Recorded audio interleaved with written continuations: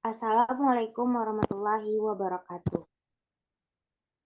Puji syukur kita ucapkan kepada Allah Subhanahu wa Ta'ala yang telah memberikan rahmat dan karunia-Nya sehingga kita dapat menghadiri seminar proposal Sri Gumala Dewi, Saudari Sri Gumala Dewi. Sebelumnya yang terhormat pada Ibu Maileni MPD dan Ibu Syahrun Nisa MPD selaku dosen pembimbing serta kepada teman-teman yang telah hadir pada sidang proposal Saudari Sri Gumala Dewi.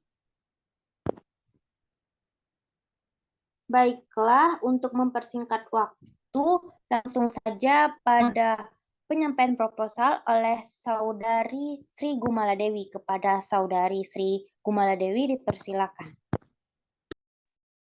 Baiklah, terima kasih kepada moderator. Perkenalkan, nama saya Sri Putri Gumala Dewi. Di sini saya akan mempresentasikan judul proposal saya, yaitu hubungan motivasi belajar siswa dengan hasil belajar dalam pembelajaran PKN di kelas 5 SD Negeri 20 Pasar Tiku.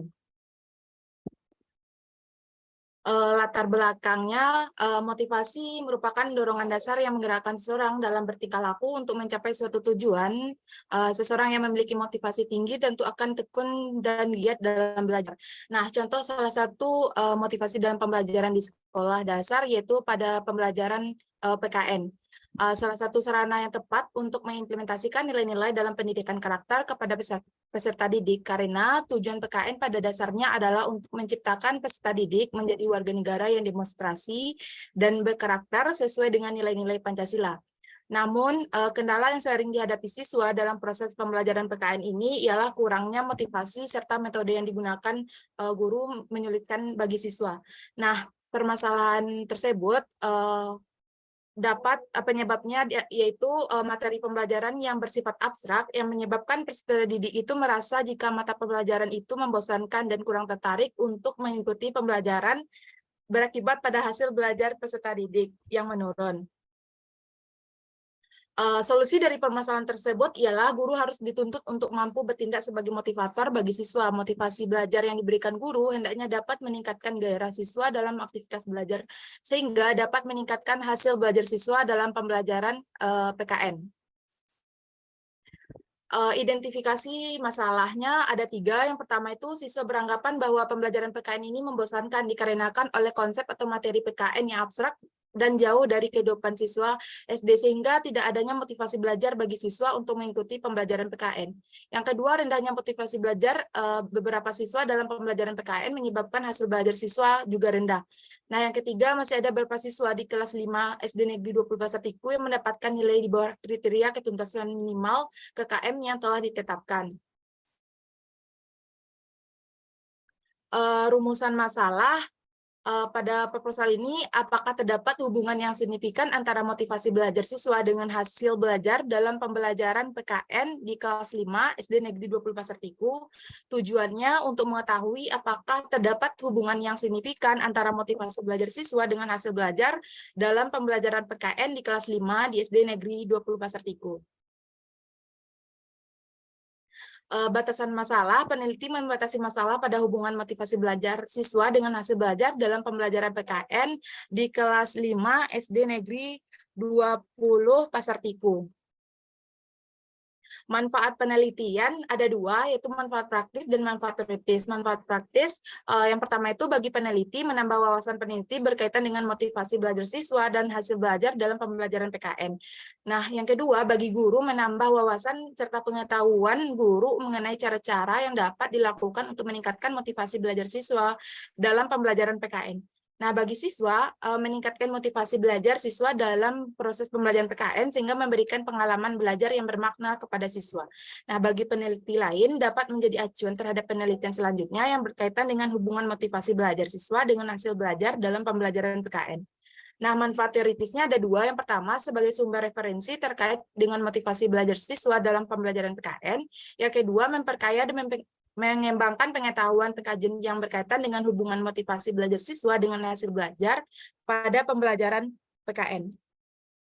landasan teori, menurut Sudirman 2011 mengemukakan bahwa motivasi belajar adalah keseluruhan daya bergerak dari dalam diri siswa yang menimbulkan kegiatan belajar, yang menjamin kelangsungan kegiatan belajar dan memberi arah pada kegiatan belajar, sehingga tujuan yang dikehendaki oleh subjek belajar itu dapat tercapai.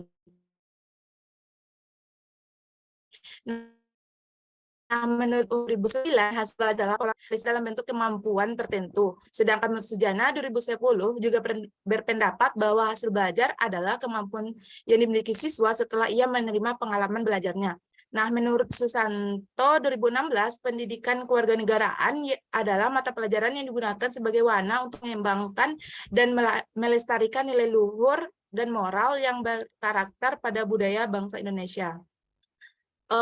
Ini adalah penelitian terdahulu. Selanjutnya yaitu kerangka pikir. Motivasi belajar adalah daya penggerak atau dorongan baik internal maupun eksternal pada diri siswa untuk mengadakan perubahan guna mencapai hasil belajar yang optimal. Motivasi belajar merupakan salah satu faktor yang dapat mempengaruhi keberhasilan siswa dalam belajar. Yang kedua, motivasi belajar sangat berhubungan dengan hasil belajar siswa karena motivasi merupakan salah satu faktor yang mempengaruhi hasil belajar. Oleh karena itu, guna memproses belajar yang diharapkan, seseorang haruslah mempunyai motivasi belajar yang kuat untuk melaksanakan pembelajaran tersebut. Selanjutnya, hipotesis penelitian yang pertama, terdapat hubungan yang signifikan antara motivasi belajar siswa dengan hasil belajar dalam pembelajaran PKN di kelas 5 SD Negeri 20 Pasar Tiku. Yang kedua, terdapat hubungan yang signifikan antara motivasi belajar siswa dengan hasil belajar dalam pembelajaran PKN di kelas 5 SD Negeri 20 Pasar Tiku. Selanjutnya, jenis penelitian pada bab 3, jenis penelitian yang digunakan dalam penelitian ini ialah penelitian kuantitatif dengan desain penelitian korelasional, di mana peneliti setelah melakukan pengumpulan data, kemudian menentukan hubungan antara dua variabel berdasarkan data yang telah diperoleh. Yang populasi seluruh siswa kelas 5 SD Negeri 20 Pasar Tiku, nah sampel yang digunakan sebanyak 20 orang. Variabel dalam penelitian ini yaitu variabel independen atau variabel bebas, dan variabel dependen, variabel terikat. Instrumen penelitian ada dua, yaitu angket atau kuesioner dan dokumentasi. Serta pengujian instrumen ada uji validitas instrumen dan uji reliabilitas instrumen. Selanjutnya itu teknik pengumpulan data. Yang pertama itu ada angket atau kuesioner, digunakan sebagai teknik pengumpulan data untuk mengukur tingkat motivasi belajar siswa pada pembelajaran PKN di kelas 5. Yang kedua, dokumentasi. Teknik dokumentasi digunakan untuk memperoleh data nilai hasil belajar PKN siswa. Nilai hasil belajar PKN siswa yang digunakan dalam penelitian ini yaitu nilai evaluasi murni PKN semester 2 siswa kelas 5 SD Negeri 20 Pasar Tigu. Selanjutnya itu teknik analisis data, ada dua, yaitu analisis deskriptif, ialah untuk menggambarkan masing-masing variabel yang terdiri dari analisis persentase, mean, standar deviasi, dan koefisien variabel. Nah, yang kedua, analisis inferensial, yaitu uji normalitas, uji linearitas, uji korelasi, dan uji hipotesis. Itulah proposal dari saya, dan saya kembalikan kepada moderator.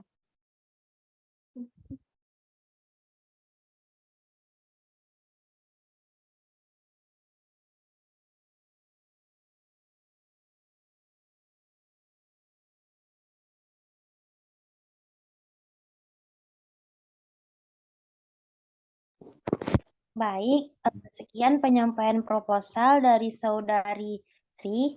Kepada audien yang ingin memberikan tanggapan, waktu dan tempat dipersilakan. Baik, seperti yang tidak ada, selanjutnya kepada kontributor 1 untuk memberikan tanggapan. Waktu dan tempat dipersilakan.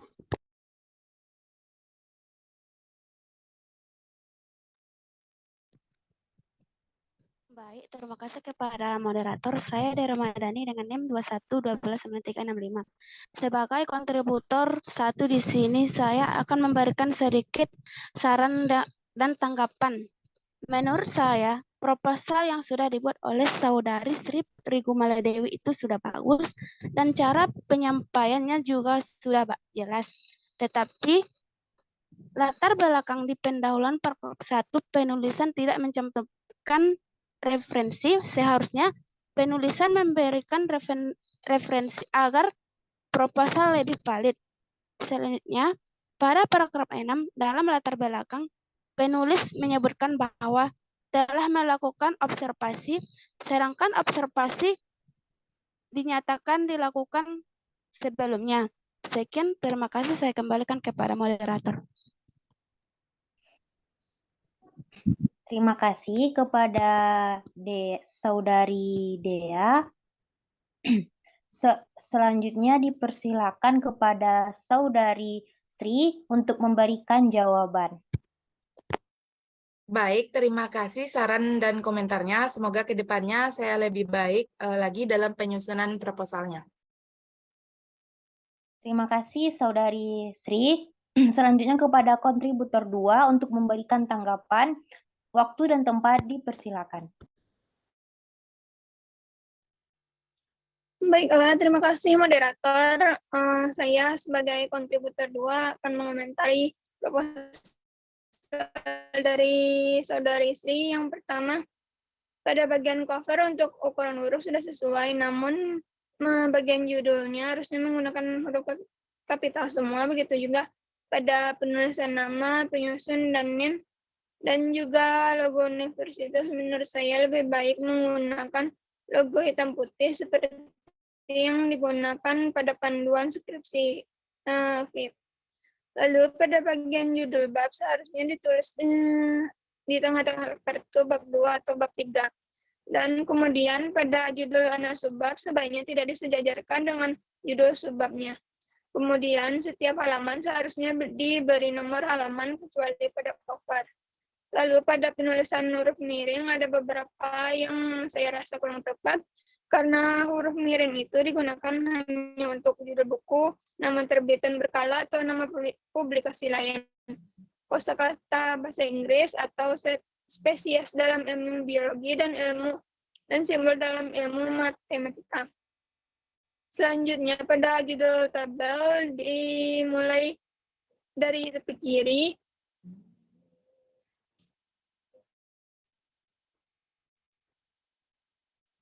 Diikuti nomor tabel, tanda titik, dan judul tabel. Dan juga tabel seharusnya tidak menggunakan garis vertikal, cukup garis horizontal saja seperti yang dikatakan dalam panduan skripsi VIP. Itu saja komentar dari saya kembalikan kepada moderator. Baik, terima kasih kepada kontributor 2. Selanjutnya dipersilakan kepada Saudari Sri untuk memberikan jawabannya. Baik, terima kasih saran dan komentarnya. Semoga kedepannya saya lebih baik dalam penyusunan proposalnya. Dan saya kembalikan kepada moderator. Terima kasih kepada Saudari Sri. Demikianlah presentasi seminar proposal dari Saudari Sri Gumala Dewi. Apabila terdapat kesalahan, mohon dimaafkan. Terima kasih atas perhatiannya. Wabillahi taufiq wal hidayah. Wassalamualaikum warahmatullahi wabarakatuh.